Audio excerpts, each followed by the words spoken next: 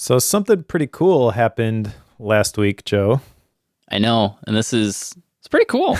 I'm excited about it. Yeah, Blake is on to us in the chat here. Ali Abdal mentioned bookworm in a YouTube video, which I will paste the link here in the chat to the chapter where he starts talking about this. The bummer about this is that I didn't know about this for a couple of days. And by the time I found out about it, I was at dinner with my wife and I got a text message from my friend saying, dude, Ali Abdal just name dropped bookworm.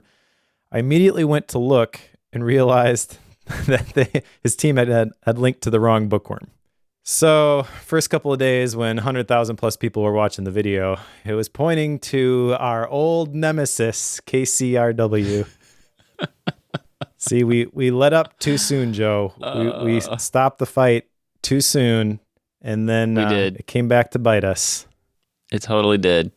Yep. Then here we are. But alas, at least we were acknowledged. So if you have found us through Ollie, welcome. Welcome to Bookworm. Glad to have you on board. Yeah. Welcome to the And team. thank you, Ollie, for the mention. That was super cool to see. And it got sorted out. He was very responsive. His team fixed it right away. So, and it's super cool to know that Ali Abdal listens to Bookworm. I've been a fan of Ollie's for quite a while. I've heard him on different podcasts and followed some of his YouTube stuff. I'm not big into YouTube, but he's one of the few people that I watch what he makes because I think it's really, really good. I remember him making the Notion tracker video back in the day. That was the thing that actually made Notion click for me when I was using it for some editorial stuff and kind of influences a lot of the things that we do editorial wise with Notion at the Suite setup. But super, super cool. And yeah, thank you for the mention. It's always kind of interesting to me because it's not a big, we're not a big podcast. I mean, the other people on that list are like the Tim Ferriss shows and things like that. And every once in a while, I'll hear somebody share something or see somebody link something. Like Andre Chaperone actually was another one who had a post, and he's the guy behind the Tiny Little Business website and had a list of his favorite podcasts. I saw Bookworm on there one time. Like, oh, that's super cool. I've been literally following you for a very long time. It's awesome to see that people who I appreciate, they appreciate some of the stuff that we do. Always warms the conkles of my heart. The conkles of your heart. Nice. Yeah, it is a little, it's a strange feeling when you have people who you admire, you look up to, and consider a strong mentor of yours from a distance, invert it and start paying attention to you. Like, that's such a weird feeling. Yeah, so I have a word for those people. They are my internet heroes. And I've used that term for quite a while. And when I first started using it, my wife would kind of roll her eyes at me. But it's interesting because I have, since I started using that term, been able to connect with and meet several of my internet heroes. Yeah. And I want to pay that forward. When I have the opportunity to pull somebody else up, I want to take advantage of that. That kind of sparked that because Blake was mentioning, I guess I got to watch what I say now. Yeah. Yep. Always. Always watch what you say. You never know who's listening. It's true.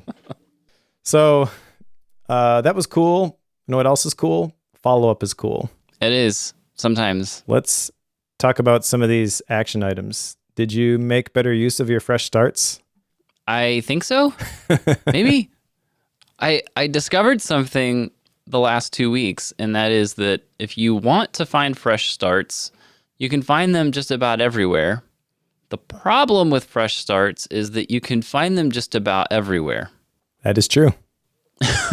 So it's both a positive and a negative to some degree. So I'm learning that I need to just be aware of that and try to adjust my expectations for what comes out of those.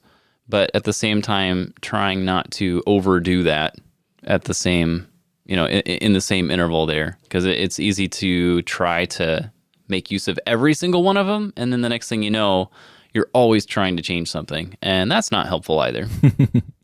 True. Your other action item here was to be more intentional with your time-based reminders. How'd you do with that? Yeah, I have added a bank of time-based reminders and realized that I have probably too many different systems in place for that. And namely, like I've got some that come through OmniFocus. I've got some that come through the Do app. Now anymore, I've got a few of them that are coming out of Obsidian, but I'm not a real big fan of the Obsidian method with those because they don't seem to actually work at the exact time. Maybe that's just the way I've got it set up. I don't know. But I've been unable to get them to actually trigger at the time I need them out of Obsidian. So I'm probably abandoning that particular process. But yes, I got to figure out what the right mechanism is for those. All right. So maybe I might be better with time-based reminders. I've set more of them than I have historically, which I think is a good thing. But at the same time, like that means that they end up in too many different places. That's probably a win, but yeah, I don't know. It's I feel that tension too with it's really task management that the reminders for me tend to get spread out, and it's tempting to try to have like one system where you have everything, but there's definitely limitations with that kind of stuff too. I'm still experimenting with running everything out of Obsidian, and I think that's going to work for me. But there's advantages to things like Do, for example, where you can have those nagging reminders and they just keep showing up until you actually do the thing. So I get it. I've got 2 action items here for finding more opportunities for fresh starts and creating a mulligan plan. And the opportunities for fresh starts, I did make a list of these, and they are basically everywhere. I don't know which of these I intend to really take advantage of, but just the obvious ones are like start of the year. I put start of a quarter because I've got the whole personal retreat framework that I follow. So coming back from that, starting a new quarter, that's obviously an opportunity for a fresh start. But then things like anniversaries and birthdays, after a vacation, the start of the school year, launching a product, even something like Mondays, I feel are a opportunity for a fresh start. So I started making this list and quickly realized that this is going to get overwhelming with if I try to do something with all of these. So I think I'm going to mark this as done and just walk away from it saying I've made the list and recognize that there are lots of these. So next time I'm looking to leverage one, just grab the closest one. Or if there's something that I feel is more significant, it's going to take more effort, then maybe I'll do something a little bit bigger, like a anniversary or a birthday or something like that. But that's done. And then the creating the mulligan plan, I did this as well. And this was just simply listing out like the number of times per week I wanted to do certain things. And in the previous episode, I had given some like exercise based ones, which I intended to use as like a springboard into thinking about some other areas. I actually just kept it to that. I was thinking about like journaling or mindfulness meditation or stuff like that. And I just thought like, I don't really like the way that the mulligan plan is coming together for that kind of stuff. So I'm just going to keep it for the exercise because that's the thing where I've got to make sure I do certain numbers of things in a given week. So mine is simply exercise 3 times a week, or really lift 3 times a week, run twice a week, and bike once a week, which is 6 days a week then when I'm working out. But the last couple of years, I'd actually been working out every single day, and it felt great. So I feel like that's very doable. I've slipped with that in the recent past because broke my hand, couldn't lift. Everything got thrown kind of out of whack, trying to get back into the swing of things and establish a normal routine again. And it's still kind of fuzzy how it's going to shake out because the lifting routine that I have, the gym that is right by our house that we used to go to is under new management, and I don't like it. It's a very different meatheadish crowd. And it's just not my scene. Okay. Yep. So I got to find someplace new, but everywhere that I've looked, it just kind of rubs me the wrong way. So I don't know where I'm going to go. I just know that I don't really want to go there. I'm toying around with creating a new routine with stuff at home. I have some things at home, Thanks, Blake, for the rowing machine idea, which cost me a bunch of money, but I've been doing it consistently and it feels great. I've also got some adjustable dumbbells and a bike and stuff like that. So I could do like a simple version of things, but my routine as it's currently constructed requires a little bit more in terms of the facilities and stuff. So I got to sort through that. I did find a church nearby which has a sports program, so it actually has a weight room, but it's not a great weight room. They do have a couple of basketball courts, and they have like open gym, which that has got me thinking about maybe going back and playing basketball once a week. Because it's been a long time since I actually played. Like I coached my son's team, but not played with a bunch of guys before in several years. And it's ridiculously cheap. It's $10 for a family for a month. That is cheap. Yeah. So I like everything about that except the facilities in the weight room. So still don't know how that's going to shake out, but I've got the mulligan plan at least. Just got to hammer out the specifics of the routine yet. Highly recommend the basketball deal. I play basketball with a group of guys every Thursday morning, 6 a.m. Nice. And I'm the one that makes everybody run more than normal. Because that was the way my high school team played. It was full speed, 4 quarters, you never stop running. Like that was that's what we did. And our goal was to wear everybody out by the 4th quarter and then get all your points in the 4th quarter. That was how we played. So I've not broken that old habit, apparently. Yeah.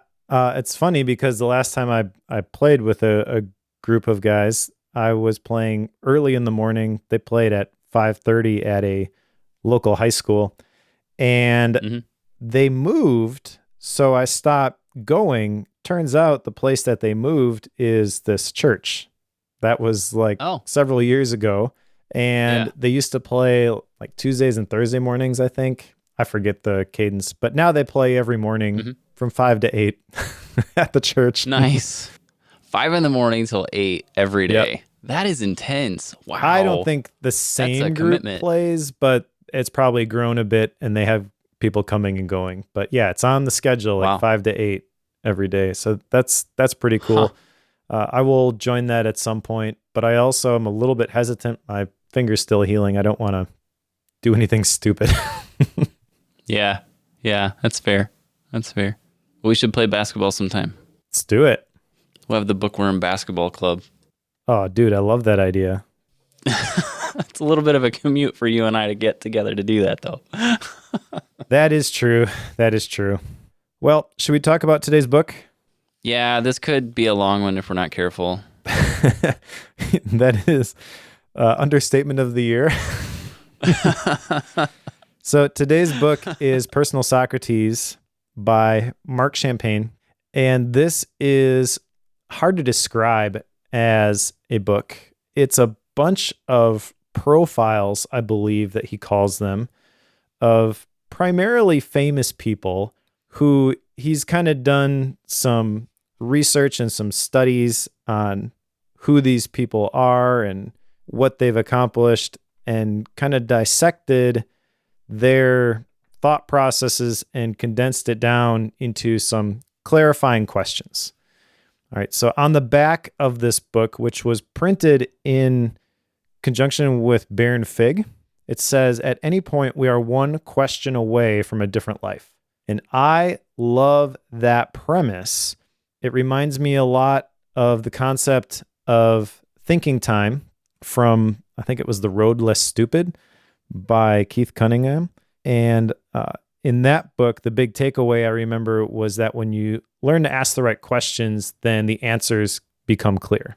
So combine that approach of finding the right questions with a book that is literally just a bunch of clarifying questions, and you've got a recipe for Mike's kind of book. When I first opened this, I saw the quote that was on the back, at any point we are one question away from a different life. And I immediately thought, did he write this for Mike? I'm pretty sure this book is a result of an interview with Mike. It has to be. That was my initial reaction on reading that quote. But before that, I have to just point out, like, we've mentioned this about a handful of books probably over the last maybe 6 months or so, how the form factor starts to play a big role in your experience with the book. Like they're starting to think about how it feels in your hands and not just print a book and get it out the door. And when Mike mentioned that this is in conjunction with Bear and Fig, keep in mind that Bear and Fig, like one of their claims to fame is high quality notebooks, like for writing in them, for taking notes and such. Like that's what they've done in the past. So for them to take that same style and to put it into a nonfiction book format, like there's just so many things they did with this that are fascinating to me. Like if you've noticed, Mike, like you can open this book to pretty much any page and it will stay there. Yes. Have you noticed that? Mm-hmm. Like, very confidant-esque. Yeah, it definitely is. But there's also some, like they've of course got, a couple variations, I think 3 or 4 different variations of fonts and colors. But there's one little tiny thing that they did in the bottom right-hand corner of the right-hand page of every single one of these chapters that when I saw it, I thought, why don't more books do this? This is brilliant. I love this because I do this all the time. But in the bottom, on the right-hand side, bottom right of the right-hand page, it will tell you how many pages are left in that chapter. So it's usually 4, sometimes 3 pages left in that particular section, and you don't have to skip ahead to see how many pages it is before you're done with it. I feel like this is brilliant because I'm always doing this. Like I don't want to start the next section if I've only got a couple minutes, but if it's going to be 2 pages, I'll do that. Or if I've got 15 minutes and I know how many, like, you get what I'm saying? Like you can look ahead. I do that all the time. Glance ahead to see how much of a chapter I have left, but I don't have to do that with this. I don't know why that little thing like made my day when I figured out what was going on. It's brilliant. People should do this more often. It is. I agree. That's one of those things that just eliminates a little bit of friction when you're reading it. Because I do the same thing as you. I'm reading another book right now, and I do that exact thing where you skip ahead to see how many pages are left in the chapter. Yep. And I didn't even realize how much that annoyed me until I was done with this one. And then I started doing it again, and I had the same recollection. Like, oh, the personal Socrates book just told me. Yes. I started in on our next book, and I was like, I have to glance ahead again. Please bring it back. Please, everybody. I don't know whose idea this was at Bear and Fig, but they need to like tell every publisher everywhere to do this. Please do this. If you're a publisher, please do this. Yeah, and the paper in the book itself, it feels a little bit weird in my opinion for a book. It's pretty thin. I mean, it's not low quality, but it feels a little bit, I mean, the cover doesn't. I was banging it on my desk before we started. You're like, are you pounding on your keyboard? Yeah. Like, no, that's the cover of the book hitting my desk. Yes. Totally sounded like he was hitting the keys on his keyboard. It totally But the paper did. feels a little bit flimsy for me, but no big deal. Yeah. I can't say I noticed that. I do know, like, you can tell that they were intentional about how much space they left around the words. Like, sometimes when you get a book, they like to print the page really close to the edge of the words.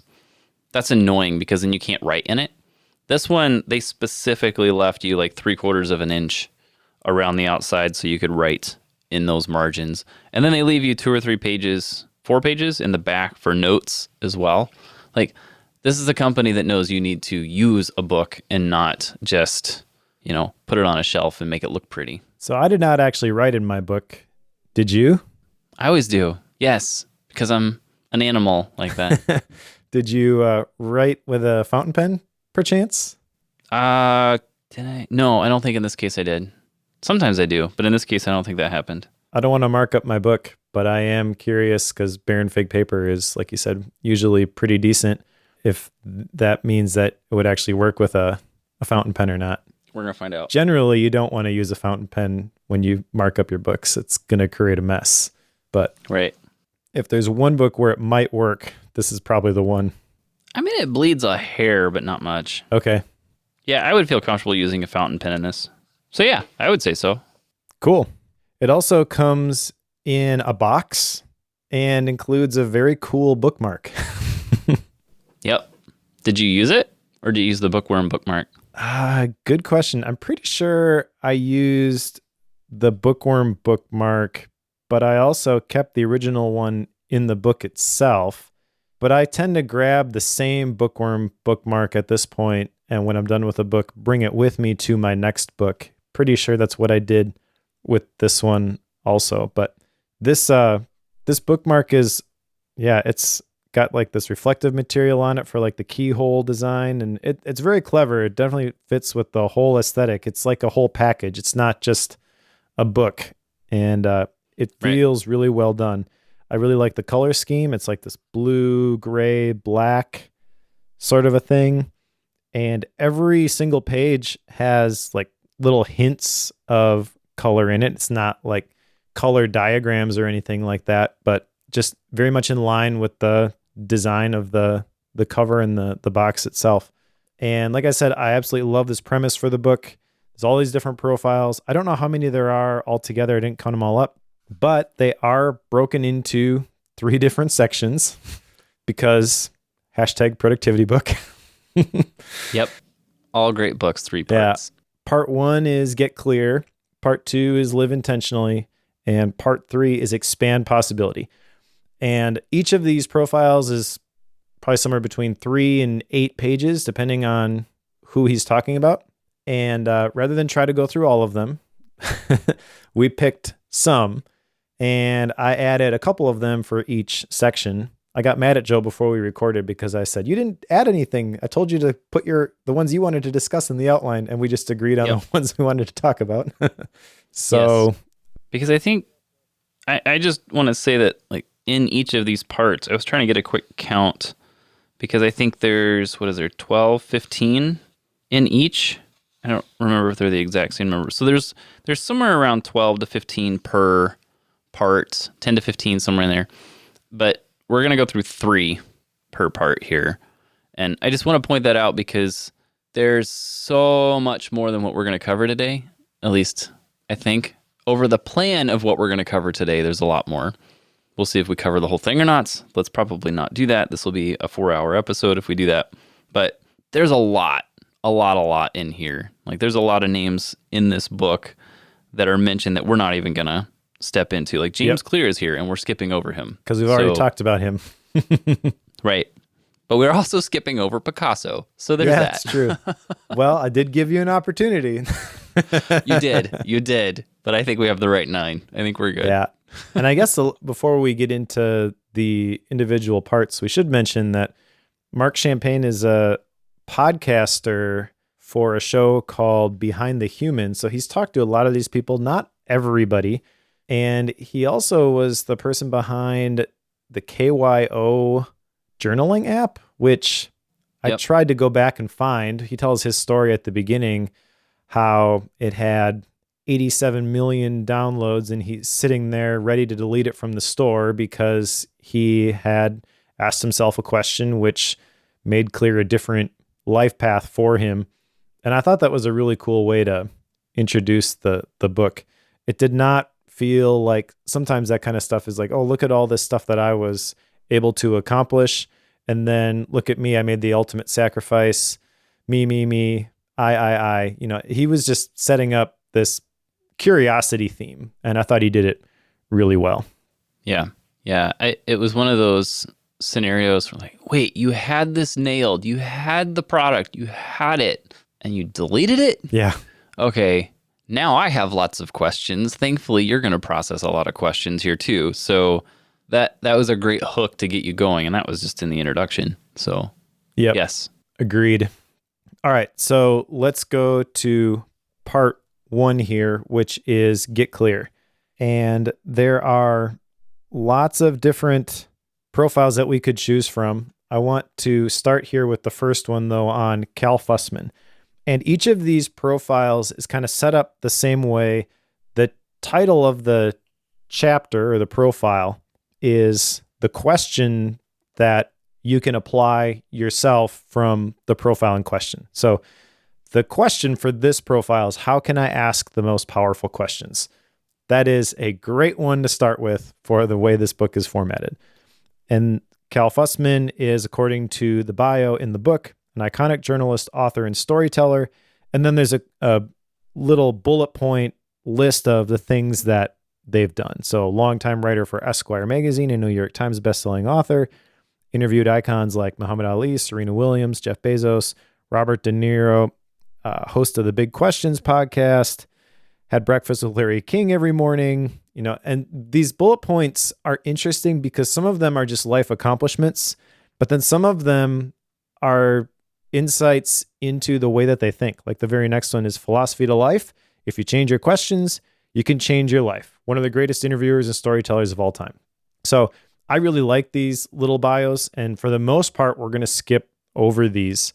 But I feel like this is a very effective approach rather than trying to tell a story about who the person is. Having some quick bullet points where you can refresh yourself on their history if you need it before Marc gets into his profile of the person makes this actually a much shorter book than it could have been. I mean, if you don't crank through those bullet points and you're trying to set a stage for why this person is important, this could be 5 times the length. Oh yeah, easily. This is the point in the book where I realized that Marc is asking questions about the book format as he goes through it. Like, you realize that? Because what you just said, it would be very easy to make this book twice as long as it is, and it's already 250 pages. True. And going through it, it doesn't feel like that. It feels like it's very short, even though it is one of the, like, on the longer side of things. Like 200 is kind of what I tend to expect out of him. And this point when he's got these bio points, they even make it in a smaller font, make it a slightly lighter color gray. Like, they do all those things. And like, I would read these, like, because there's a lot of names in here I don't know. Mm-hmm. And I'm sure that's partly why he's doing this, because there are obviously going to be some that you know, but a lot of them you don't. And even the ones you know, like one of them we're going to cover later, Kobe Bryant, like, there's some points in that bio. Like, I feel like I know Kobe Bryant really well. Like, basketball was my sport. We talked about that earlier. But Kobe was, of course, somebody that every basketball player would look up to. And yet there's some things in that bio that I'm like, wait, I didn't know that. Like, that was completely new to me. So there's a lot of things in these that are super helpful. But you're right. It does speed up the process of getting you into the chapter.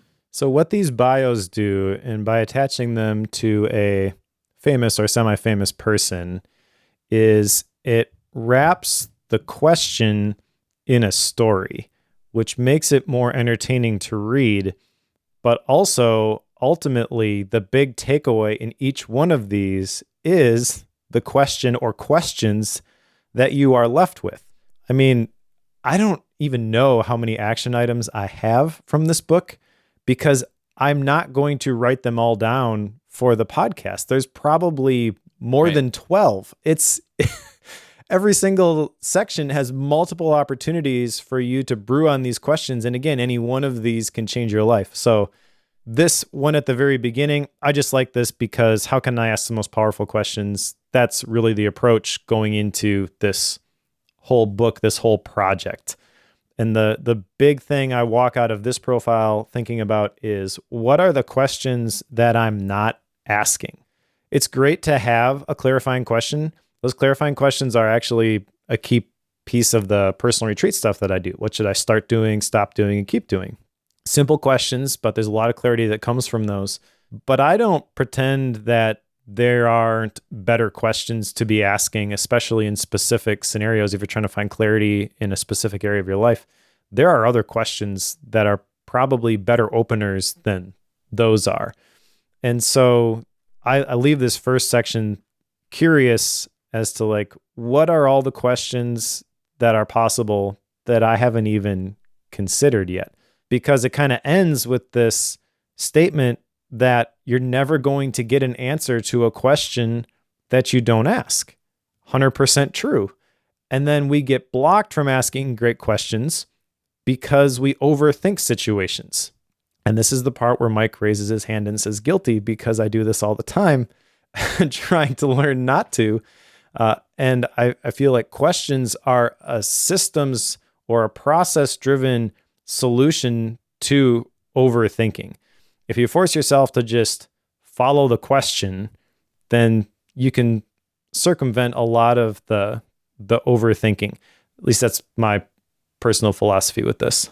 Yeah, and just to show the opposite side of the coin, you have been, and correct me if I put words in your mouth here, but you have been somebody who has preached or taught the value of asking yourself good questions for quite some time, and have been in the practice of asking reflective and challenging questions of yourself for a decent period now, probably years easily at this point. Is that fair statement? Yep. So the opposite side of that coin is somebody like me who doesn't do this at all. And I'm not someone who has a pat set of questions that I go through regularly up until just here recently, whenever we had a recent book that I'm drawing a blank on where we had 3 questions that came out of it. And I don't remember what those were. But I know that it's a part of my monthly questioning process right now. So like every month I'm answering these questions. And that is something that I find super helpful and want to expand on. So like you said, you could easily have tons of action items that come from this book because of the format of the way he lays this out. He gives you a story, tells you the background of the person and how they came to that question. They kind of flush it out with maybe 1 or 2 other examples and stories. And then he gives you a section at the end where it's like, here's a practical task for you to take on. And then he has a one-liner at the very end of a final thought. And that last little 1 page of here's what you need to do with this. Remember what I said? There's 10 to 15 of these per part, which means I'd have to check, somewhere between 30 and 45 of these things. That means you can come out of here with at least 30 to 45 tasks, which gets to be intense, which is partly why one of mine is to just walk through this thing once more, just from a high-level overview, and just figure out which of those are worth doing right now, because it could get unwieldy very quick. So it's intense. It really is. Yeah, it absolutely can be. The episode or the book with the questions, by the way, I dug it up while you were talking, is 4,000 Weeks. There you go. Yep. Episode 135. Yeah, Blake in the chat said he was reading that right now. It's a good one. Yep, it definitely is.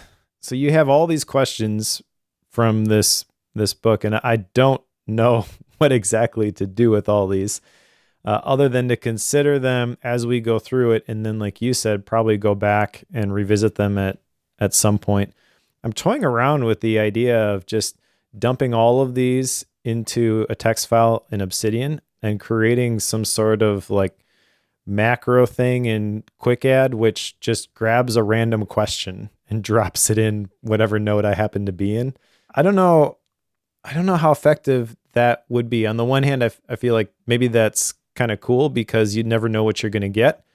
And so you might go into it thinking, I'm going to apply this lens, this mental model, but being forced to answer a different question can kind of jar you and give you a different perspective, which maybe would be beneficial, but maybe would just annoy me. I'm not sure yet. See, I feel like that would drive me nuts. Like one of the methods that I've debated with this is putting your list together, but choosing what interval for each question. Because some of these you could ask yourself every day, and that'd be okay. Some of these I feel like you could only ask yourself about once a year. So like having them randomly show up on a potentially daily basis doesn't feel like it would be the right route to me. Maybe it would be for you. I don't know. But to me, I feel like I need to work through the decisions for how frequent should some of these be asked. And in my case, should some of these be asked? Because some of these don't. Like, I feel like there's a lot of cases where it doesn't apply. Yep. But at the same time, those are probably the ones you should ask more often too. I think the big takeaway is just to ask more questions. I think if you do that, then this book is a success. Yeah. But that's the first one. Anything else with Cal Fussman? No, let's keep moving. All right. So the next one that I wanted to talk about a little bit was Robin Williams. And the question with this one is, what does it mean to be unapologetically me? And I feel like that's the kind of question you just hear it and you're like, I don't even really know because I've never really thought about that. And so I don't know. I have an action item here from this one to list out what I fear in a single sentence, but I feel like the profile, while it talks about Robin Williams, and most people are probably familiar with who Robin Williams is, and it talks a little bit about how he was dealing with depression and committed suicide and lost him before his time. So we were kind of robbed of the total influence that he could have had. But he also shares like the kind of person that he was and his approach to life. And I feel like that juxtaposition of here's somebody who is really well known for his comedic roles, and at the same time he's dealing with all of these personal demons. That's an interesting juxtaposition. I guess if you are around somebody and they're always joking and they're always laughing, you're just like, that person, their life of the party, they must just be a happy person. Like, this is just who they are. But beneath that, it could be a facade. I'm not saying it was to Robin Williams, but this is just my thought process going through this is like, maybe that's a cover for something. Maybe there's some insecurity beneath the surface. And really the single word label for that, I think, is fear. So maybe it's fear of what other people are going to think. Maybe it's fear of letting somebody that you care a lot about down. But if you don't confront the fear, I feel like that's when it can have the most damage. When you name it, it doesn't seem as scary anymore. It's kind of like the fear setting exercise by Tim Ferriss. It's like, well, let's think about the worst case scenario. Oh, that's the worst thing that could happen. It's probably not going to be that bad. So what are you afraid of? Sort of a thing. So I don't know. What does it mean to be unapologetically me? That's the question that it leads with. But it's interesting to me that my action item from that is actually significantly different, where it's list out what I'm afraid of. But see, that's exactly where it should go. Because see here, to answer the question, what does it mean to be unapologetically me? It comes with the predicated question of what does it mean to be me? Because you have to know that first, I think. And in a lot of cases, at least I know in my case, like to be completely honest with you, when I read that question, I'm like, wait, hold up. I'm not sure I'm 100% on what it means to be me, let alone unapologetically me. Yep. So what does that even mean? And what do I do with that? Because I get very conflicted because I'm, a farm kid, but I'm in the tech world and I love building things, but I love writing. And there's so many of these things like, okay, well, what does it mean to be me? Scattered, like undecisive, but how do you approach that unapologetically? And like you're saying, like, how do you embrace like the fear or let go of the fear that comes with that?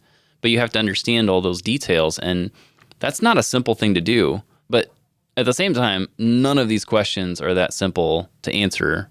And yet that's the point, right? That is the point. It's almost doing the book a disservice to cover it the way that we do for Bookworm, because we have to get through it in 2 weeks. You could literally spend the rest of your life wrestling with these questions. And I think that's kind of the intention, is maybe you don't do anything with some of these right now, but you do it at some point. And you're right. Like, if you think about what does it mean to be me, you probably think of your mannerisms and the things that you do, but you got to dig deeper and consider the motivations for why you do the things that you do. And maybe there's some insecurity or fear that's holding some of that stuff together, which should be dealt with and is uncomfortable to think about. But the question gives you a vehicle to deal with that stuff. If you're just left on your own, search your innermost parts, your soul, and figure out, where are the dark things that need to get fixed. That's really intimidating to think about. And answering a question, your mind just kind of goes down that path blindly. It's almost like you're tricked into it. And then once you're there, it's like, oh, this is uncomfortable, but you do it a handful of times. It's like going to the gym and you know that there's going to be good on the other side of it. So you aren't intimidated by the discomfort. But it's a lot easier to just engage with that stuff, I feel like, when you have these types of questions to help you. Yeah. I just want to point out one thing. At the beginning of this book, he makes the recommendation to read one of these profiles a day. And not go beyond that. So for us to do this in 2 weeks is totally breaking the rule that he recommends. So I think if you were to follow his advice, you would probably get even more out of it. But it's bookworm. We have to fly through things, right? Agreed. He mentions a couple times in this book how, as part of his routine, he goes through the Daily Stoic. And that would be the closest thing I could compare this to if we were to try to cover the Daily Stoic in a 2-week period. That's kind of what we're doing with this one. Basically, it doesn't work too well. But here we are, and it's fun. Well, I wouldn't say it doesn't work, but it's not the way that they intended you to engage with the material. You will get more out of it if you do it at a slower pace, for sure. I meant trying to cover the book on bookworm. Like, it just wouldn't work well. Yeah. But yeah, I get what you're saying. The third one from this section that I wanted to talk about was Chip Conley. And the question here is, how can I be the most curious person in the room? And Chip Conley was a CEO and consulted with Airbnb, and basically he's a serial entrepreneur who sold his company JDV and then wrote 5 books about psychology and business. But then when he worked with Airbnb, really the focus was this hospitality. So how can you make people feel good, right? And so the approach that he's taken to a lot of this stuff is just to be curious about what people think and why things are the way that they are.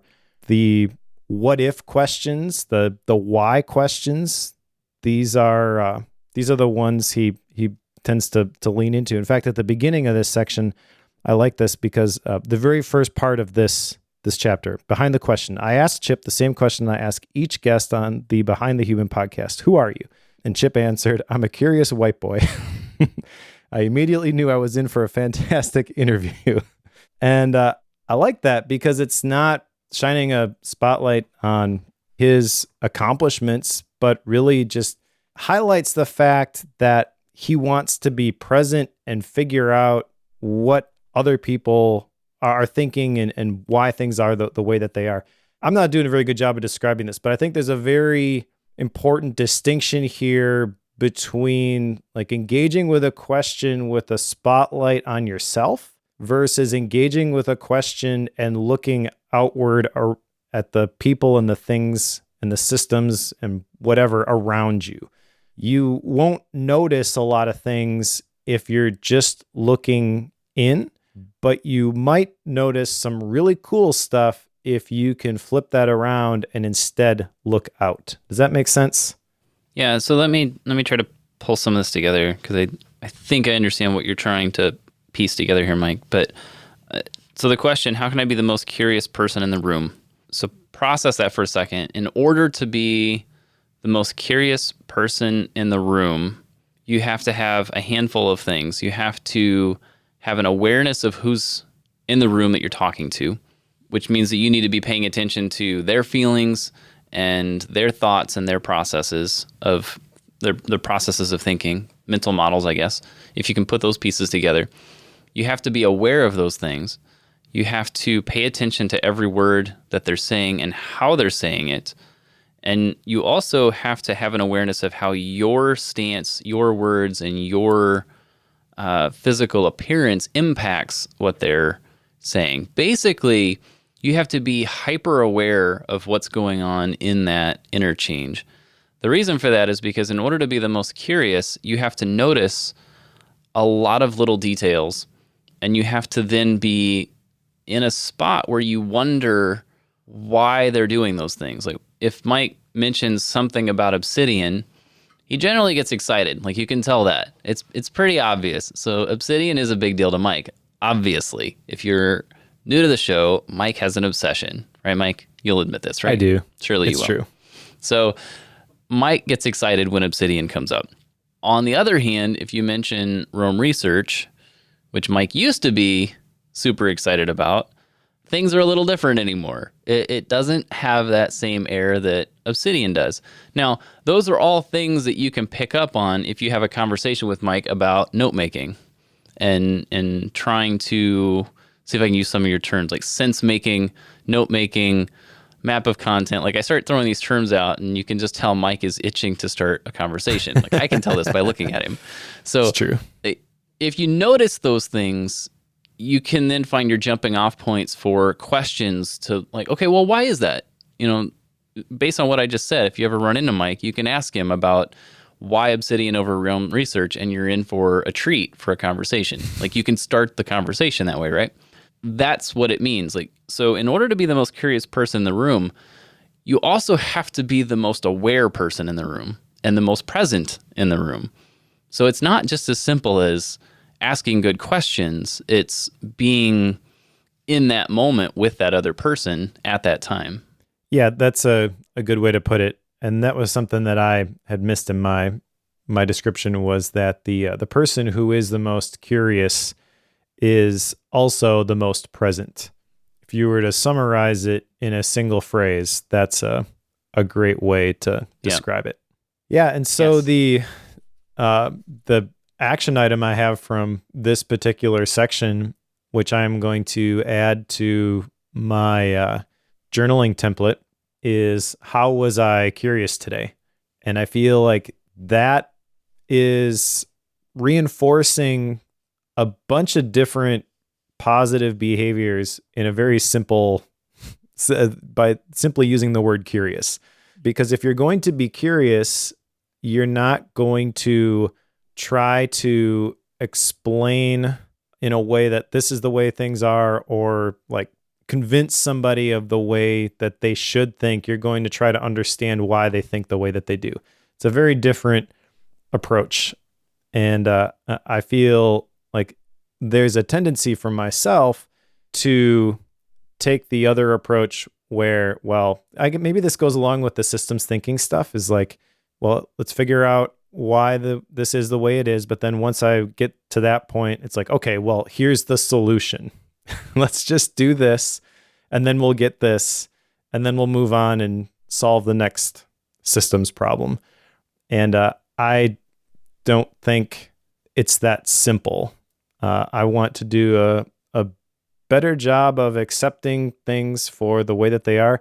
Content, not complacent. You know, I'm not just, there's nothing I can do about this, and so this is my lot in life. I do think there's a fine line here with self-determination and personal responsibility, which is important, taking control and ownership of your life and your future, but then also not like resenting the fact that you're in this situation. Maybe there are some situations where you really just don't want to be there. And I'm not saying like don't fight to make things different, but for me personally, like don't engage with things through a negative mindset and being bitter because you got to do this thing. Just go into it being present, and you'll enjoy it a whole lot more.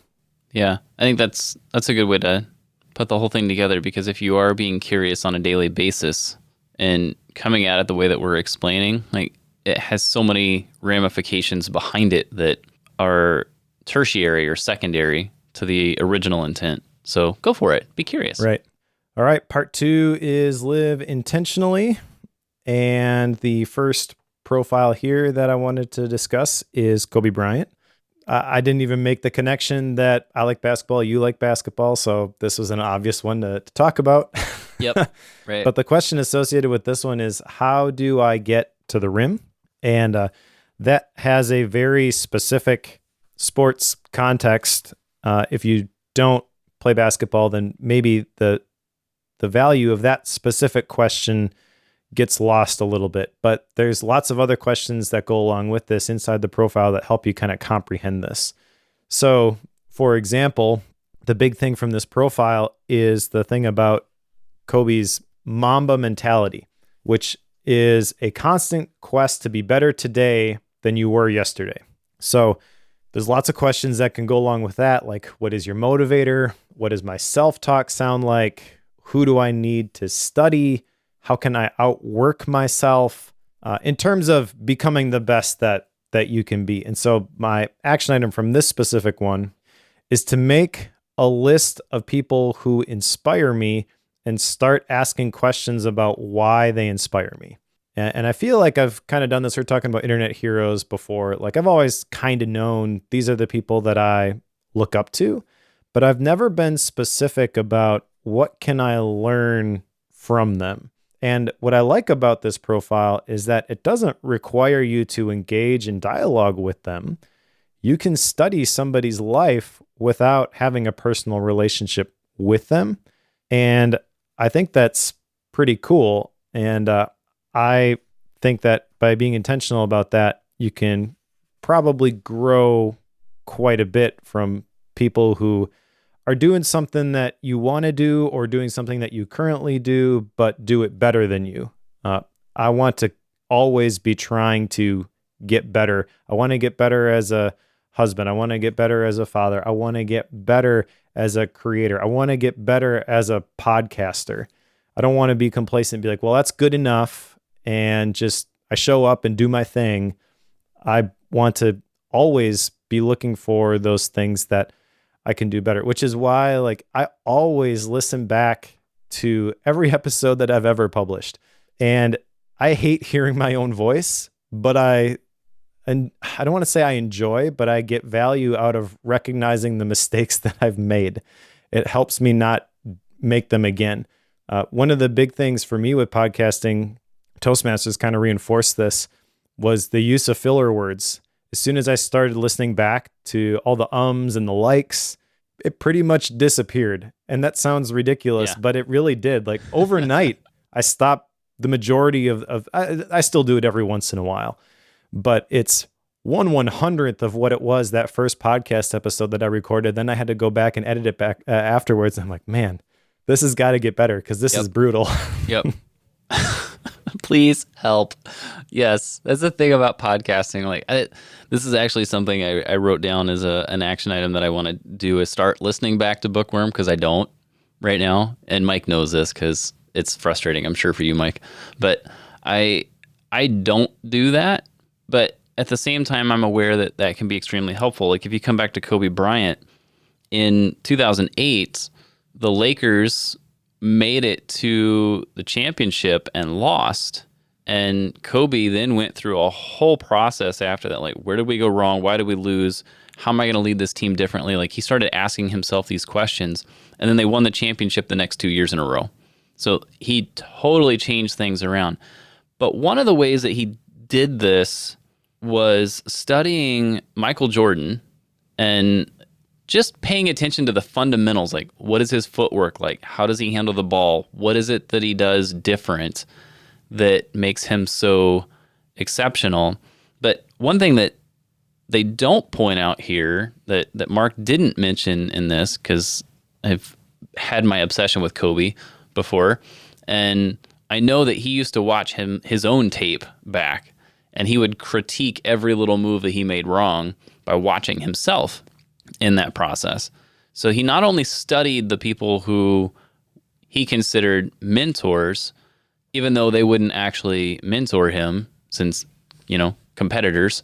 So like stuff like that wouldn't happen, but he would study himself as well to compare himself to the ideal that he has in his mind that he's working towards. And I think that's something that like I know I need to do. So I need to be, if I'm going to, continue this thing called podcasting, it's something I should, work on, because I know that I do some of the filler words occasionally. I have my phrases. I do try to watch and make sure I'm not repeating the same type of word many times. Like I always try to make sure I use synonyms instead of repeating it and making it easier to understand that way or more interesting. So like those are the things I know I do, but there are a lot of things I know I do that I should not do. So thus paying attention to that would be helpful. Don't worry. Toby makes you sound good. Thanks, Toby. You're the best. Me too. And that's something that is, when you first start paying attention to this stuff, there's a bunch of low-hanging fruit. But my takeaway from this is I don't ever want to lose that. I want to constantly ask that question. Because if you're Kobe Bryant, you make it to the NBA Finals, it's easy to just dismiss it as like, well, it didn't work out for us this time. But no, he's so obsessed. He wants to figure out, how can I get even better? And that's the approach that I want to take to the stuff that I do. Next one that I wanted to talk about, there's a bunch of them we could talk about in this section. James Clear is in this section. Ryan Holiday is in this section. But the one that And we're skipping them both. we are, yep, to talk about Florence Nightingale. Yep, go Florence. Yeah, so Florence Nightingale was, if I remember right, the person who kind of started the Red Cross, correct? Ooh, I don't know that I could confirm that. Basically, that sounds correct, but I can't place it. She was in the 1800s, I believe, pressured to get married and have children, and she didn't want to do that, and she wanted to help people. And I remember reading her story recently in a different book. I forget which book it was, and basically volunteering in one of the wars to assist injured soldiers because they were just laying there dying. And so nobody stopped her. And then from there, she just continued to raise the bar. Like, all these people were dying, and it was because of unsanitary conditions. And she was the one saying, basically, this isn't good enough. And she's got her own story that Marc kind of talks about in this book here. But the question with Florence is, how can I raise the standard? And because she was a woman living in the time and the society that she was in, she was basically encountering roadblocks to whatever she really wanted to do at every single turn. And so the big takeaway from this for me is kind of a combination of what I had understood of Florence Nightingale prior to reading this, and then applying these questions on top of that of how can I raise the standard, what makes me unique, and how do I navigate the roadblocks that are in my way. I feel like there are a lot of people, and myself included in the past, who encounter some resistance, and it's easy to be like, oh, well, Ryan Holiday says the obstacle is the way, so just figure it out, right? But it's very discouraging when you run into that stuff. And there's a temptation to think that, well, this isn't the right path. And yeah, I think it was Courage is Calling. Thanks, Blake, in the chat for pointing that out. So I want to spend some time thinking through these things. And I feel like I've kind of already sort of done this. I've got the whole concept of a life theme that I talk about in my faith-based productivity course. But this is a little bit different way of applying that same concept. And I feel like the questions that come out of this, coupled with her story, it gives people hope to think that, like, well, this is the thing that I really am passionate about, that I'm really excited about, the thing that gives me life. So what are the ways that I can raise the standard in this particular area? And then if you continue to raise the standard and you continue to get more excellent, that's when the attention comes. And like we were talking about the beginning with the podcast, like I was talking to somebody this morning, and I said, because they were interested in starting a podcast. I said, if you're going to start a podcast, make sure it's something that you're really excited about and you're going to talk about anyways. You might do 100 episodes and you might not get very many downloads. And if you're doing it for numbers or you want to make some money or whatever, it's not going to happen. You have to have a motivation that goes beyond that, and you just have to continue to try to be more excellent with it. If you do that long enough, then people will start to take notice. And at that point, you can have like the wide influence. But until that point, just use whatever audience you have, whatever platform you have, and go deep. So the people who have, millions of people who follow them, they can throw out a tweet and it can reach a whole bunch of people, but it's not going to have like a profound impact. And you can it's kind of a unique opportunity where, as long as you have a smaller audience, you can go deeper and you can have a greater impact in somebody's life, and you don't really know who you're impacting. Just that one person, they have the potential to reach a whole bunch of other people, to reach a whole bunch of other people. And I guess it kind of comes back to being present and making the greatest impact that you can. I mean, that's kind of my takeaway from this Florence Nightingale story, is like, I don't think she did it because she had this big dream that she was going to completely revolutionize healthcare. She just saw, like, these people are dying. They need some help. And this person in front of me who is getting these infections, like, this isn't right. We should do something to change this. And as long as you have that mindset, you can do a lot of good. So Florence Nightingale did not start the Red Cross. Sorry. But it was founded by Henry Dunant, I think is the way you say it. and he was greatly inspired by her work. So he credits her for the development of it, of the International Red Cross Society. Gotcha. And according to this article that I'm looking at, until 1934, they celebrated World Cross Day on her birthday. There you go. That's the connection. So Thank there you you. go. So coming back to the question here, how can I raise the standard? You're talking about a whole bunch of stuff I feel like I could jump off of, Mike, but this is one of those questions that, I was talking earlier about some of these have different intervals that you could ask these. This is one that you could ask at least weekly, if not daily. Like, how do I raise the standard for myself? Specifically, you can be looking at that from a different level, like as far as organizations that you're a part of, climate change, like so many things you can think about and endeavor to tackle. But if you apply it personally, like it's something you can ask very regularly. And there's a lot here that you can jump into, like you're saying with the podcasting piece. Like if you're going to do something, make sure it's something that you love to do. But then how do you raise the standard with that? Whenever you're starting out with something brand new, it's usually a bit haphazard. It's not super clean. Like if you think of podcasting, like it's easy for the first ones that we record to be terrible. We don't like them. I hate listening to myself back at episode 1 of Bookworm. But whenever you start, you're always going to have it like that. Mm-hmm.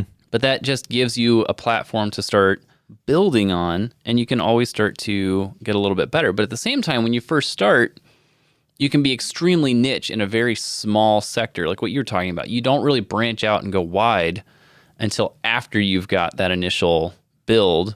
And I would say, like in the case of Bookworm, I feel like we've never really started branching beyond our initial stance. But I also feel like it's only in recent months that we would even get to the point where we could even consider that. So anyway, that's a side point. All this to say, like, how can you raise the standard? That's a question that can seem easy on the surface, again, and you could easily answer this very quickly. Like, up my audio value or audio production ability, like, get a better microphone. Like, sure, you can raise the standard in that way, but it's more of an impactful question if you ask it from the stance of like, okay, well, how do I become a better speaker? And how do I ask better questions? How do I have more insight in less time? Like those are all questions that you can ask about podcasting in particular, but that's a whole different realm than just buy stuff, because buy stuff is easy. Be better is not. Yeah. And even I think for me, raising the standard doesn't mean becoming more excellent necessarily in my craft or what I do, but in terms of the impact that I have in the life of people around me. So yeah, if you're going to want to, the context with the conversation that I was having this morning was, I want to get this message out there. Okay, well, that's fine, but you're not going to get it out to a gazillion people at the beginning. What you got to do is you got to just really own this message with whoever is currently in your sphere of influence and just help them as much as you possibly can. And if you do that to the best of your ability and you're constantly asking, how can I do that better? Then there will be opportunities for you to do that at a larger scale. But if you're looking at it in terms of the numbers of these are the number of people that I want to reach or impact, you're not going to get there. Right. Numbers can get in the way of a lot of good things. Yes, exactly. Next one is Chris Shembra. We can cover this one pretty quickly. I just like this one because it's kind of focused on gratitude. And the question associated with this one is, whom haven't I thanked lately? If you dig into this a little bit more, the underlying question is basically, what relationships do I value the most in my life? And there's a encouragement in this section to not forget the people who helped you to get the things that you have. And I don't want to say that I have neglected that, but it can slip my mind from time to time. I do have a gratitude practice as part of my journaling routine. My wife and I have a gratitude practice as part of our date night. I have incorporated this into like even though my work meetings and things. Like gratitude is important, and I recognize that. But I also think that I tend to be more, what is it, recency bias? You can focus on what has happened lately instead of looking more long term. And this is where I was 5, 10, 20 years ago. And I can see how this thing led to that thing, led to that thing. But that thing way back there, that was really the start of this. So I don't want to go back and send text messages to people that, influenced me 20 years ago. But my big action item from this section is just to notice those things more frequently. And the action item specifically is send encouraging text messages more often. I should probably make this a little bit more specific, but I'm not going to because I don't want to have a number associated with it. I feel like if I did that, come on. No, because I feel if I did that, then I would just grab something for the sake of grabbing something. So kind of my approach to this is I want to zoom out a little bit more and recognize all of the things that have clicked into place and be thankful and express gratitude for those things more consistently. But I feel like the actual application of this action item is most valuable when it is an organic response to that revelation. And if I try to put a number on it, I feel like I've confined it now to a task that needs to be done, and it loses some of the authenticity that goes along with it. Does that make sense? I get what you're saying. I'm not sure it makes sense. Okay. That's fine. Because I think you can argue it both ways. Yep. So I don't think you're necessarily wrong. I think this is one of those cases where, because I'm a bit conflicted on what to do with this one from an action item. This is partly why I have an action item to go through this whole thing again. Because with this one, it's one where I can choose to be intentional with it, and I can wait until that intention comes and then act on it, which I feel like is what you're saying you're planning to do. Or I can force myself to have the action and therefore drive the heart intention. Sure. You get what I'm saying? So it has to do with like the motivation before the action, or the action that then encourages the motivation. This is why I say I don't think you're wrong. I just think that there's the possibility that sometimes for some people, because I feel like you're significantly better at gratitude than many people. I know you're way better at it than I am.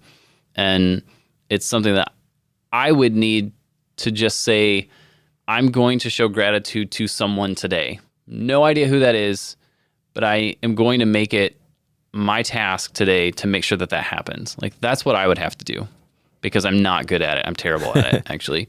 So like that's where my heart would need to be. So again, I don't think you're necessarily wrong in your scenario, Mike, but I think in mine it would be completely different. Sure. I can see that. I think it is a chicken and egg scenario. And I think for me specifically, I don't want to focus on the task itself. I feel like the real value of this comes if it's rooted in inspiration from reflection, which is the big thing for me. Yeah. All right. Part 3 is expand possibility. And actually the first profile here, Maya Angelou, this complements that whole idea we were just talking about well for me with the action item. Now, I knew who this was, but I didn't really know the story. And I should say the question in this section is, how do I rise up?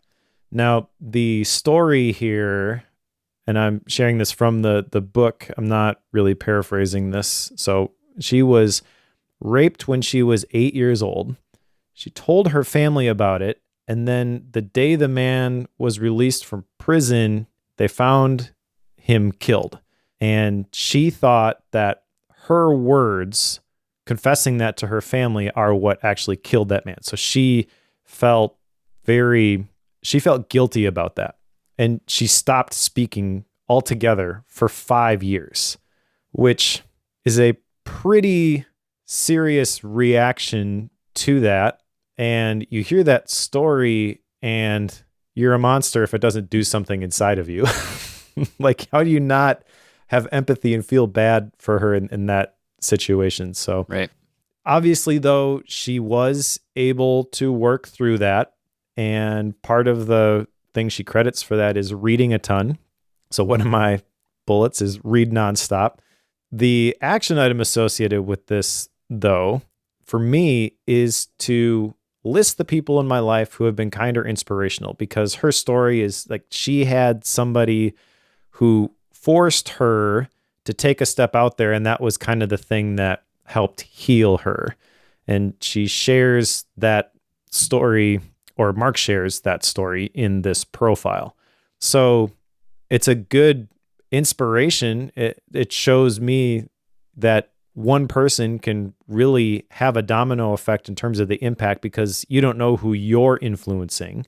Maybe it's the next Maya Angelou, or maybe it's the next Ryan Holiday, or the next James Clear, or whatever. Like the person that you have the opportunity to encourage and help that person rise up, that is very exciting to me. The type of impact that you can have when you go beyond the individual that is standing in front of you. So I want to make a list of the people in my life who have been kind or inspirational to me.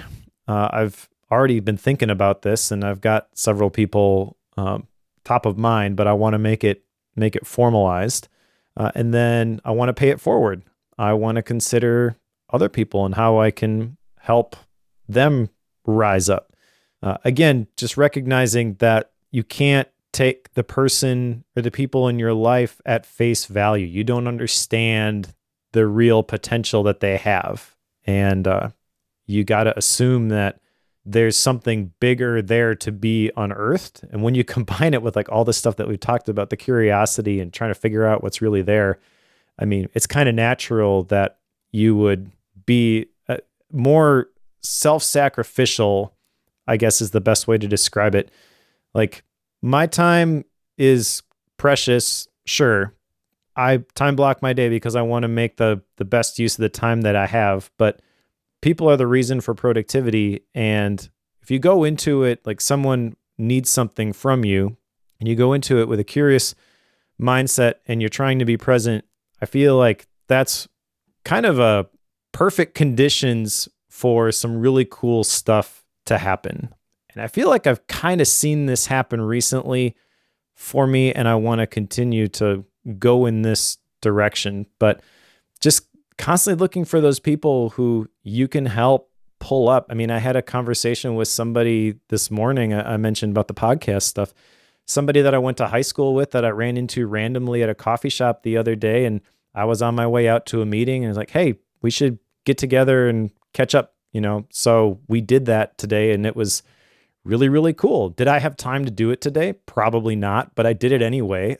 And it was extremely nice, life-giving. And you know what? All the other work stuff, that's all going to work out. It's all going to be fine. And that one experience that I had today, like that brings motivation to everything else that I've got to do today. And that's the kind of thing I'm recognizing translates into action and energy even further down the road. It's not just for today. I'm going to feel the residue of that for several days. And so I'm kind of thinking to myself, how do I like consistently do this? And really, it's not a system. It's not task oriented. It's just being more aware and taking advantage of the opportunities that are already there for me. So the main question of this section, how do I rise up? I cannot help but hear the song Rise Up from Hamilton. Rise up. I can't help. It's just over and over in my head. Have you seen this, Hamilton? Yep. I can't get it out of my head. So I see it every time. I don't think that's bad. This is one of those cases where sometimes when you have a connection outside of the book, it helps you, reminds you of the book whenever you hear that song, or something triggers that later, which I think is really good, because like in this case, there's a couple of like sub questions underneath of this that we've kind of talked about. Where do I find the courage to rise up? How do I help others rise up? And I think the latter of those two is where a lot of genuine growth can come from. Because if I'm focusing on helping other people achieve what they are after, it forces me to go towards what I'm after as well. So it's kind of a double-edged scenario. So I'm a fan. I mean, this is a good question to ask. And you can take it on a lot of different levels.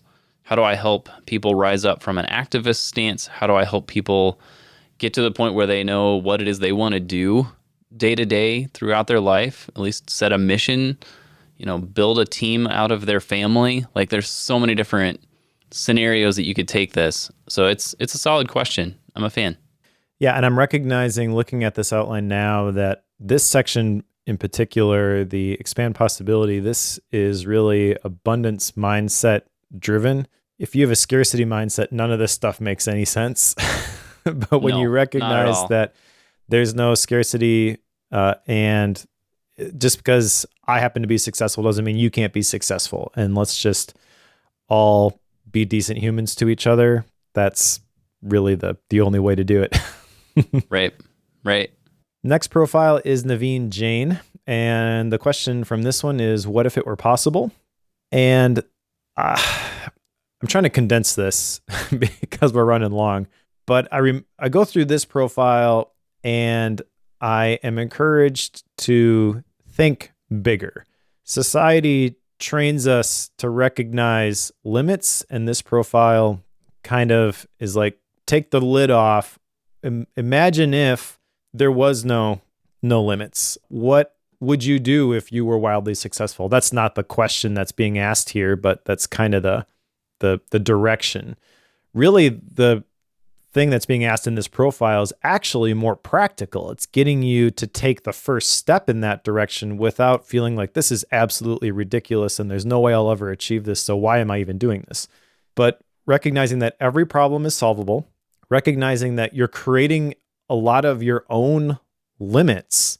And so those limits will hold you back from making that decision to take action. So let's imagine for a moment that you've gone through and you've made this decision. You've taken that action. How do you feel after this decision has been made? And recognizing that our own imagination and our own definition of what's possible and what isn't is what drives us. It encourages me to think bigger.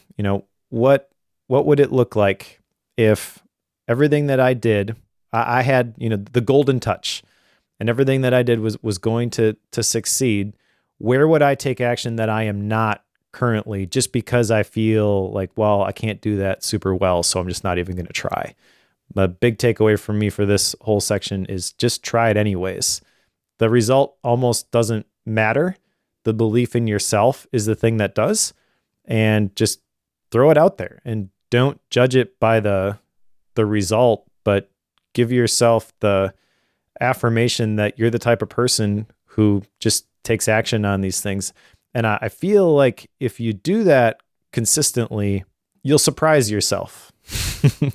I'm kind of learning that myself. Like, there's some things that I'm doing currently that I didn't think I could do, but I'm learning that I can because I put myself in the position to try.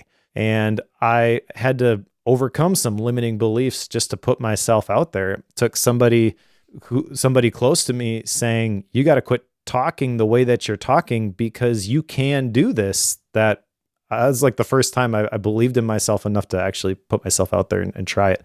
And I'm learning that, I have the ability to do it. I just never even saw it before. Right.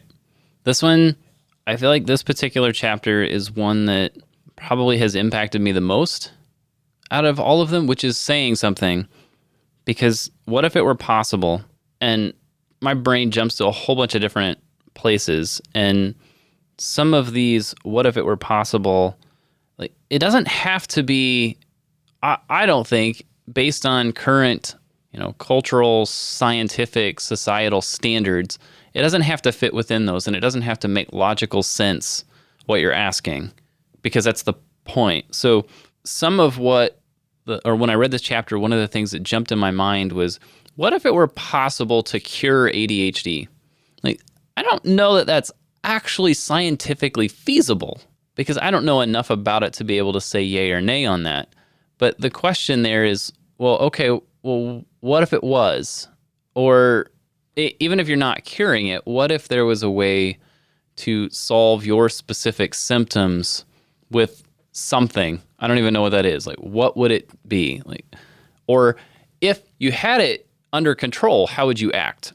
And then you get what I'm getting at here? Like, if you start to ask those questions, and even though you don't really think it might actually be possible, what if it was?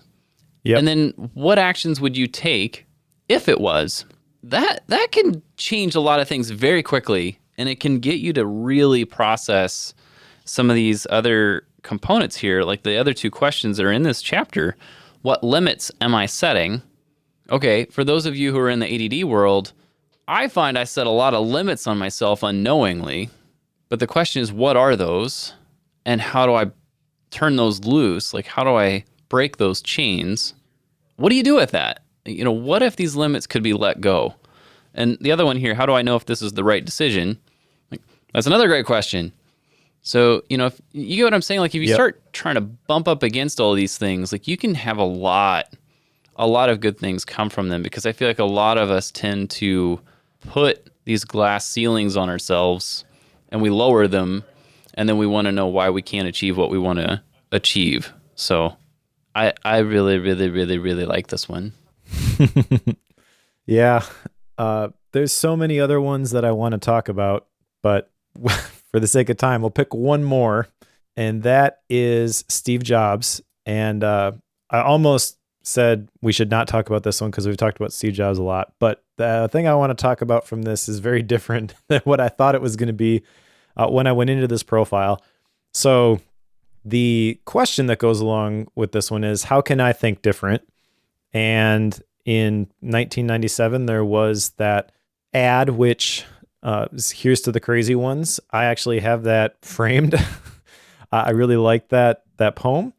But the thing that stands out to me from this is what Marc calls the pause. I don't know if he stole this from somebody else or not, but this was the thing when Steve was driving people crazy with his perfectionism.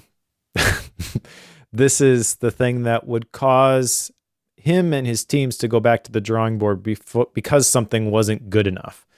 And there's a question in here that he, I guess, asked, if it could save someone's life, could you find a way to shave 10 seconds off the boot time? That sounds a little extreme, but you can see how he kind of drove that idea forward. But that premise of the pause, this is something that doesn't just apply to product development. This is something that I feel can be value in anybody's day-to-day. Where in your life could you slow down to think? All right. So maybe you know where this is going now. Also in this chapter or profile, Marc talks about the whole idea of mindfulness meditation and the value of that.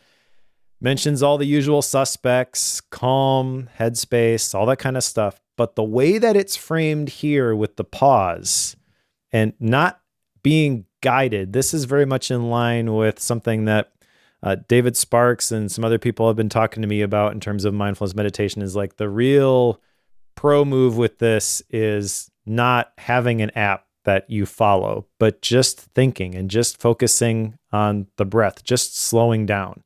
So the action item here is to find a meditation routine that actually works for me. And I've been doing this a little bit actually already, but not having to have a process that I follow and just slowing down for a couple of minutes and focusing on the breath. This, for whatever reason, feels a lot more approachable to me than the whole idea of mindfulness meditation, because I've tried all those apps, the 10% Happier, stuff like that. We've talked about this over and over and over again on this podcast. Do you still stick with a mindfulness meditation routine? I do, but in a weird sort of way. So I don't use any apps for it, but I've started incorporating that into like my morning and evening walks outside. So okay. I do kind of like a walking meditation of sorts. So that's what I've morphed into. Okay. Yeah. And that's kind of the thing as I'm thinking about this is like, I just got to find my own version of this. I got to not feel bad that somebody else's meditation practice hasn't clicked for me. Yeah. And I want to get a little bit more definition of what that looks like. I feel like I'm 80% of the way there, because I think part of this is my daily prayer routine, which for whatever reason, I've hesitated to like lump that in with the term meditation, but it kind of is. And then combining that with moments in my day-to-day routine where, you know what, things are moving a little too quick right now. I just need to hit pause.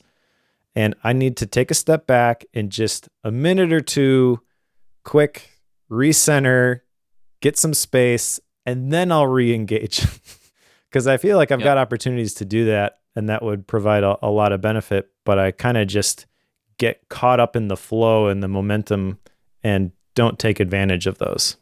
Yeah, I think having that space between things when it does get crazy is super helpful.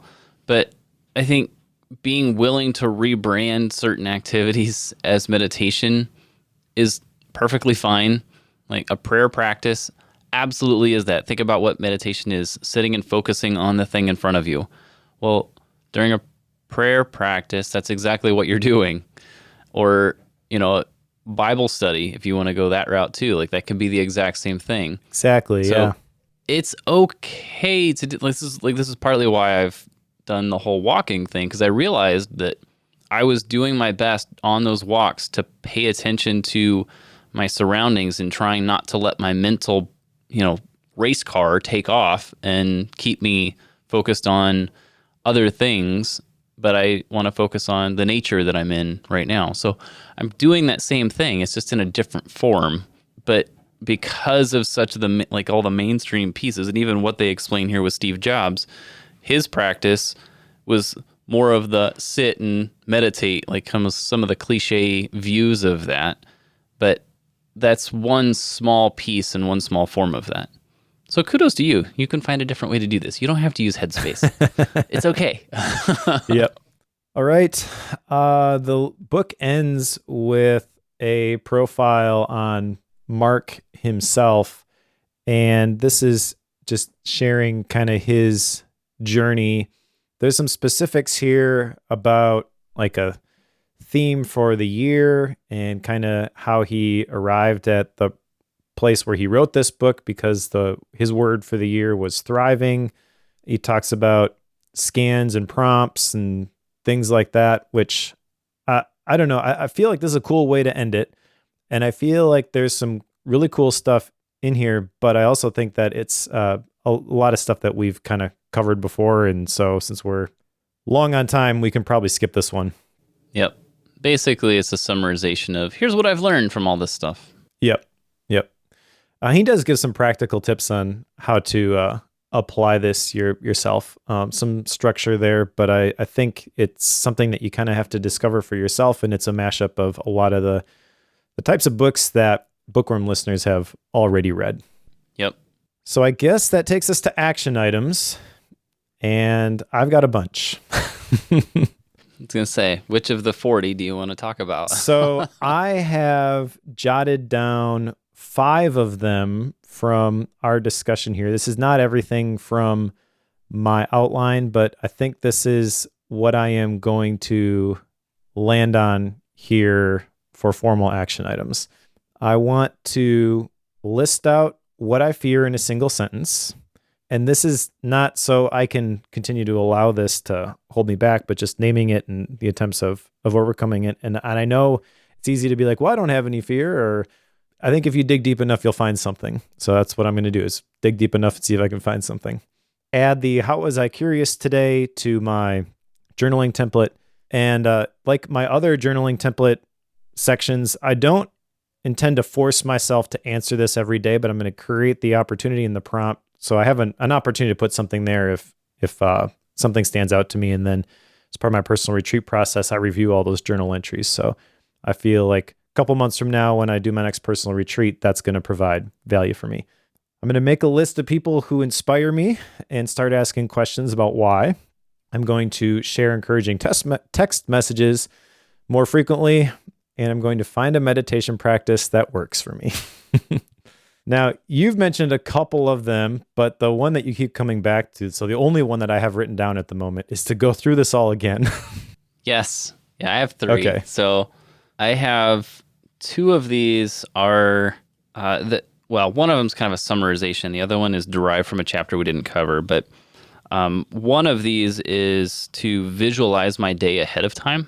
As someone who can easily get distracted, I feel like it's extremely helpful for me, and I've done this in the past, so I know it works, but it's super helpful for me to take 5 minutes, and I actually have to set a timer for this because I'll shortcut it. 5 minute timer in the morning, and then walk the entire day mentally. Like, what is it that I go? Where is it that I go sit and do X, and then I move to go where to do Y? Like, I have to walk through that visually in my brain, and then I'm much more likely to follow through on it. Otherwise, I'll get distracted and not do the things that I actually intended to do. So it's kind of a different form of time blocking, but it's all mental. So that works well for me. I need to do that. So that's one. Two, again, this is kind of a summarization of a bunch of these, but journaling morning and night, because again, I don't have this practice of asking questions at all right now. So I'm going to start with this real quick morning and evening thing. It doesn't have to be anything big and elaborate. I'm just trying to make it a habit of basically a morning and evening check-in. I don't know what those questions are yet, because task number 3 is to, I'm not going to reread the book, but basically skim my way through it. Having been through it and I know all of the stories and such at this point, and we've talked about it and I've processed it to some degree, I want to kind of skim my way back through it and collect these questions and figure out what those intervals are going to be. Now, some of that's going to be in those journaling prompts, but I don't know that for certain as far as like which ones are daily and which ones aren't. I don't know the answer to that, but that's, I feel like, a good starting point for it at this juncture in the road. So that's where I'm going to jump off on this journey. All right. Style and rating, my book. So I go first. This should be no surprise that I absolutely love this book. Yep. I do agree that the majority of the value to be had from this is not in a single crank through this reading. I feel like the questions that are presented here have phenomenal value, and I get the approach that's taken in terms of writing it. It's almost kind of a shame that it has to be packaged this way. Like, people probably wouldn't pay $24 for a list of questions, but that's really the valuable thing that you're getting out of this. It is really well done. I feel like the book itself is high quality. I really like the book. It feels different than most other books that you would get off of Amazon. The corners are rounded. It's really, really nice. Standard Baron Fig stuff. I think Marc did a great job with the profiles. I kind of talked a little bit about it at the beginning. The bullet list of the bio gives enough context without having to waste words in telling more stories to get people familiar with the person that he's talking about. And what that does is it makes it very condensed. I know you mentioned it's 240 pages, but it's actually probably not long. It's probably not long in terms of the number of words. Because remember, each one of these chapters is a couple pages long, and then it'll end like at the top of the page, and the rest of the page will be blank. And then sometimes there's even another blank page after that, so that it can start on the left-hand page in the next profile. So I don't know. It's an easy read. It's easy to just crank through this. If you're looking to extract maximum value from this, probably don't do that. Probably take your time and really think about some of these questions that are being asked there. But I also think, having gone through this, that I've collected a bunch of these questions, and these are going to go in a bank for me somewhere, and I'm going to go back to the well at different points in my life, and this is going to continue to give me value. It's not just this group of questions at this point in my life. The question itself, it could be great, but it maybe doesn't land for you in a specific context, a specific season, but later on it could be the exact right thing for you. So what Marc has done is he's given you a whole bunch of questions, which they're not all going to be awesome home run. This question right now changed my life. Some of them will change your life further down if you go back and you revisit them. But the value of what you get, as long as you recognize the value of the questions here, is absolutely phenomenal in my opinion. I feel like everybody should read this. In fact, I've gifted like 12 copies of this, I think, since I originally got this one. And almost everybody that I have given it to is like, man, that book is so good. Thanks for giving that to me. So I wholeheartedly would recommend this to the bookworm audience. This is one that should be in your library. And I'm going to give this 5 stars. I don't know how you could rate it less than that. other than if you wanted something that you didn't really have to think about, if you didn't want to have to engage with and ask the tough questions, if that makes you uncomfortable, then yeah, you're not going to like this one. But if you're curious at all and you don't mind looking at things and maybe dealing with some uncomfortable things with the intention of becoming better and growing yourself as a person, then there is so much gold to be mined here. And it's not in the information that's provided. It's not in the system that's being sold to you. It's simply in the questions and the prompts and letting your brain unravel this stuff for itself. If you have a fixed mindset and you have a victim mindset and you don't want to let either one of those go, don't read this book. Everybody else, you should read this. Yep. That's pretty much what you need to know, because this is going to force you to grow. I don't think it's going to be possible to ask these questions, or even like, you don't even have to ask the questions of yourself. I'll even go that far. Having read this, there's a lot of this in the stories and the questions that are being asked that I didn't actually formally ask myself that question, and yet I'm processing the potential answers for it and realizing I've got a lot of work to do. And thankfully, I have a date with my wife tonight, so there's a lot of questions that I want to ask her, and hopefully she can answer. She's probably not going to appreciate me springing these on her, but she'll be okay. And yet, as I went through this, there's a lot of points at which I was getting a little emotional with it. Again, like, I don't know what this. You and these books, you've done that to me lately. So it's something you should read. I absolutely wholeheartedly think everybody should read this. It's an easy 5.0. I don't know how else to rate it than that, because it just has a huge impact. And I think that some of the value of it is being willing to set up some process or system at which point you're able to ask these questions regularly at some point, and not just read them once, answer them once, and be done. I think being willing to tackle these more than once as seasons change, as life events happen, I think that's where the value can truly come from this long term. So please pick this up and read it if you haven't already. All right. So let's put Personal Socrates on the shelf. What's next, Joe? The next one up is Unwinding Anxiety by Judson Brewer, which I'm a little hesitant about at this point. When I first picked it, I was like, okay, this would be really good. I deal with a decent amount of anxiety. And now that I've gone through Personal Socrates and asked all these questions, I'm like, maybe I do have the answers to that right now. But reading a book on it probably wouldn't hurt yet at this point. So we'll cover that one next time. And then, what are you picking? What's after that? Please don't tell me it's this Gap book that you've got up here. No, it's not.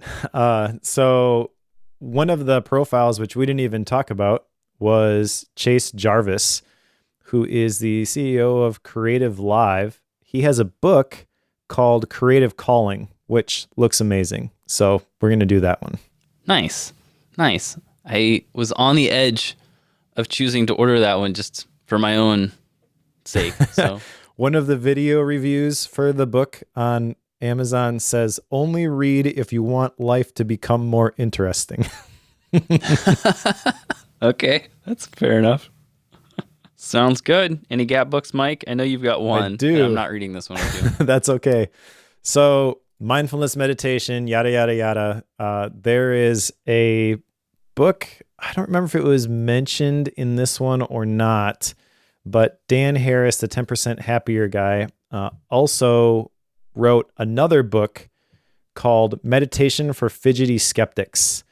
And I believe that is the one that's more the approach to mindfulness meditation as opposed to his own personal story.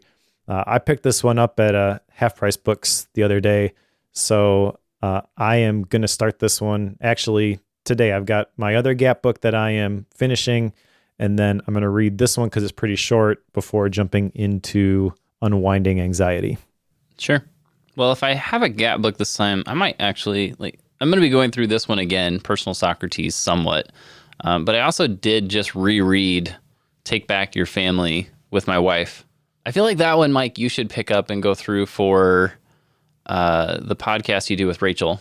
Yeah? I feel like that would be a solid, because it's all about building a team with your family and being on a mission together collectively, like that is the core of that book, I feel like it would fit you pretty well.